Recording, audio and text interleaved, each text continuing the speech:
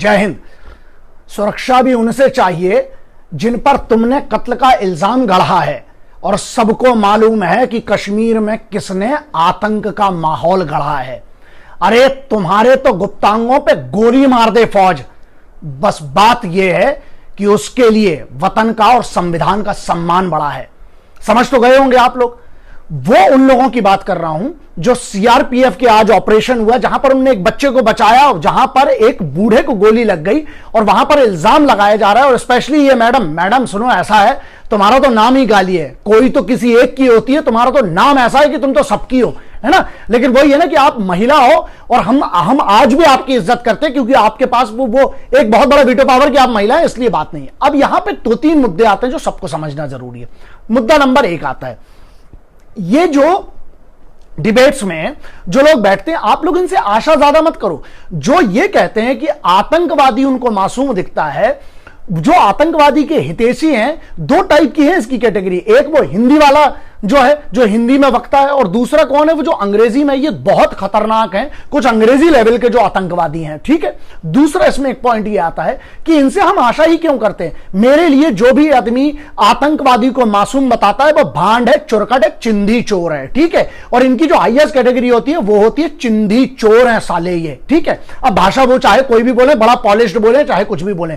बुंदेलखंड, भारत के बीच में बुंदेलखंड की बात कही जाती है कि मिल है सबको मिल है, गोली चली नहीं कि करन लगे साले काय काय, मिल है तुम्हें तो मैडम आज सबसे पहले मिल है। तो इनके लिए ये बहुत सिंपल सी चीज है कि इनको सुरक्षा चाहिए फौज से, है ना। बदनामी ये फौज की कर रहे हैं, और तुम लोग सबको पता है कि किसके खानदान ने बर्बाद किया है देश को, ठीक है। अब यहां एक तीसरा एक बहुत मेजर पॉइंट आता है, वो ये है कि हम लोग जितने लोग हैं, हम लोग, है ना, हमें यह समझना पड़ेगा कि कौन सही कौन गलत ये बाद में होगा।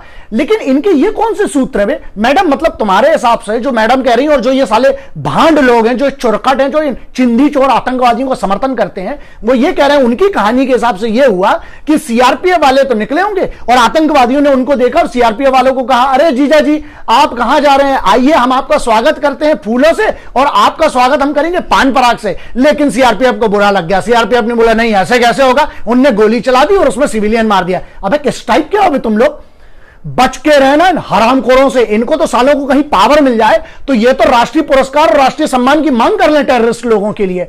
ये इतने हरामखोर है। और वही वाली बात है ना कि सुन, तुझसे वफा की कभी उम्मीद ही नहीं थी, क्योंकि तुम हो ही बहुत बड़े तुम हो, तुमसे कभी भी वफा की उम्मीद ना थी। बट बात यह है, हमने सोचा था कि तुम कम से कम मातम पे आके तो नंगा नाच नहीं करोगे। यही गलत फहमी थी हम लोगों की। लेकिन तुम लोग को ना देश के माहौल से मतलब है, तुम मोराल को जो करते हो। फौज यार तुम्हें क्या समझ में नहीं आता। अच्छा, तुम्हारे सूत्र जितने हैं, तुम्हारे सूत्रों के हिसाब से कौन से सूत्र है, तुम उधर पे ठीक है। तो मैडम एक काम करो, ये जो कॉमेडी की स्क्रिप्ट लिख रहे हो ना तुम लोग, और तुम्हारा पूरा खानदान है जो भी लोग हैं, तुम लोग एक काम करो, यहां पे आके स्क्रिप्ट लिखो बे। तुम लोगों की वैसी ही लग चुकी है। कुछ शर्म करो, कुछ शर्म करो इस वतन के लिए। आपसे क्या मांगती है आर्म्ड फोर्सेस, सिक्योरिटी फोर्सेस आपसे क्या मांगती हैं? हाँ, कुछ नहीं मांग रही है, सिर्फ एक चीज एक्सपेक्टेशन है आपसे, और वो ये है कि कम से कम उनकी कुर्बानियों की इज्जत तो कीजिए आप। और यस, अगर वहां पर गोली गलती से, अच्छा जब सिविलियन को बचाते बचाते फौजियों को गोली पड़ जाती है, तब आपका आंदोलन कभी नहीं होता है। तब तुम लोग ट्विटर पे नहीं आते हो बे। तब तुम्हारी अम्मा मर जाती है, उस दिन तुम्हारी मां की शादी हो रही होती है ना, तब क्यों नहीं आते हैं? और दूसरा देखो यार, बहुत सीधी सी बात है, कुत्ता जो होता है ना वो आईने में देख के, कुत्ते के बारे में नहीं बोलूंगा, बहुत वफादार होता है यार। एक तुम लोगों को सलाह है कि अगर कुत्ता पाला हो तो ठीक है, नहीं है ना तो कुत्ते से एक चीज सीखो सालों, उस जानवर से सीखने वाली बात है वफादारी। वो अपने मालिक से वफादार होता है।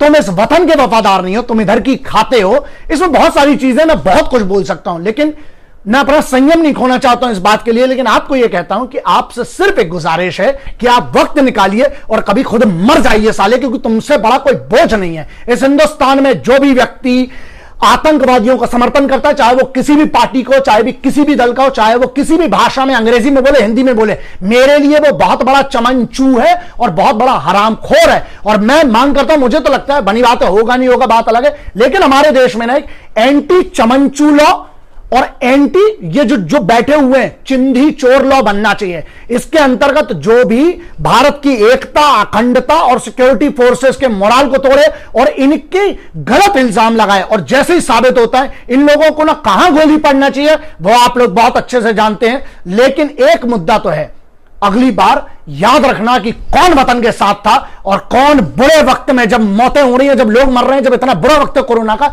उस समय भी राजनीति कर रहा था। यह ध्यान रखना, ठीक है। जय हिंद।